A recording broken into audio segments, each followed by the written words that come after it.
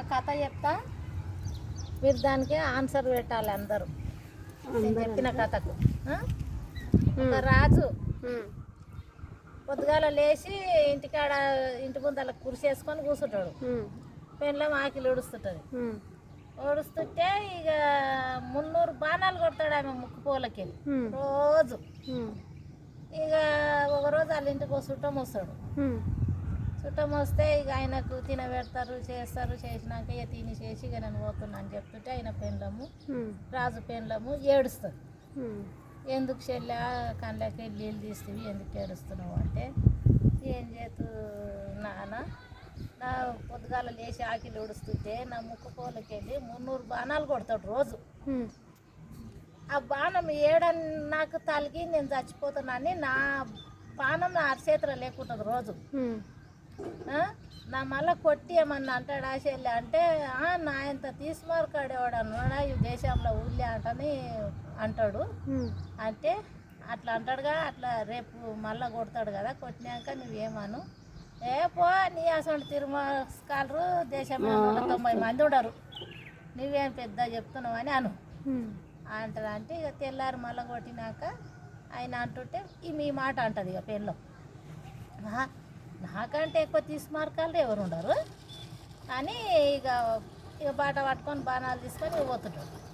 పోతుంటే ఇక రోడ్డు మీద ఎరకలోడు పిట్టకు బాణం కొడతాడు. నేను అవుతాడు ఆ బాణము పిట్ట పైకి పోతుంది, కిందికి రానే రాదు.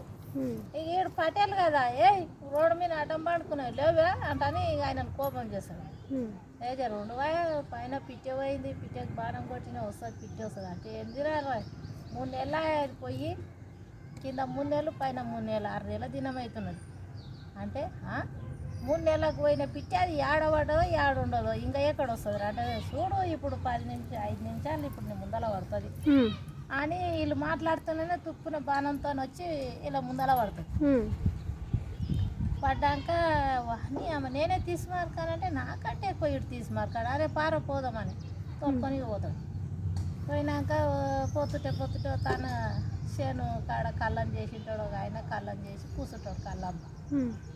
వీళ్ళు వస్తుంటే నవ్వుతాడు ఆయన, ఏంటి మమ్మల్ని చూసి నవ్వుతావు నువ్వు అని అంటే, మమ్మల్ని చూసి నేనెందుకు నాయనా, గోల్కొండ కాడ దొమ్మరోళ్ళు ఆట ఆడిండ్రు, దొమ్మరేకడ సానికి గజ్జలు తెగినాయి, అందరు నవ్విండ్రు, నేను నవ్వినా, వీడు నాకంటే ఎక్కువ తీసుమాకాను మళ్ళీ అన్ని తోలుకొని పోతాను. పోయినాక ఇక ఆకలి అవుతుంటుంది, ఇలా దూపు అవుతుంటుంది, ఆడు బావి ఉంటుంది, బాపునోడు బావి కాడ వంట చేసుకుంటాడు. ఇక వీళ్ళు పోయి కాలు ముఖం కడుకుంటారు, ఏడికి వెళ్ళి వస్తుంది, ఎండలు పట్టుకొచ్చేది ఎక్కడ అని ఇక బాబునోడు వాళ్ళకరిచ్చి ఆకలి కొన్నారు, దాని వంట చేసిన అందరం తిన్నాం చెరువు కాదు అని కూర్చుంటాం. కూర్చున్నాక తిన్నాక అయ్యో లాస్ట్కు ఇంత నెయ్యి లేకపోయాంచుకు అని అంటారు. అని ఆమె నెయ్యే కదా మా ఇంటికాడ మస్తుండదు, నెయ్యి తెస్తా ఎంత దూరం అంటే, 3 ఆమల దూరం ఉండదు, ఇప్పుడు తీసుకొని వస్తా చూడండి అని పోయి నెయ్యి తీసుకొని వస్తాం అని ఆమె వీడు అంత దూరం పోయి 10 నిమిషాలు నెయ్యి తీసుకొని వచ్చే, వీడు కూడా తీసుమార్కాడు అని చెప్పి పటేలు అన్యం పడేసుకొని పోతాం బాబునోడు. ఇక పోయినాక రాజు ఇంటికాడ పిల్లకు పెళ్ళి కాలేకుంటుంది.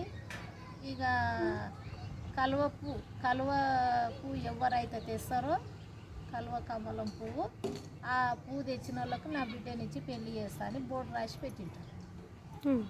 రాసి పెడితే ఇక అన్నీ అమ్మ మనం నలుగురిలో ఎవరమ్మా నువ్వు ఎవరం తెస్తామని వీళ్ళు నలుగురు మాట్లాడుకుంటే, ఇక బాపునోడు ఉండి నేను పోయి తెస్తాను, నాకు ఏమి దూరం కాదు నడక అని పోతాం.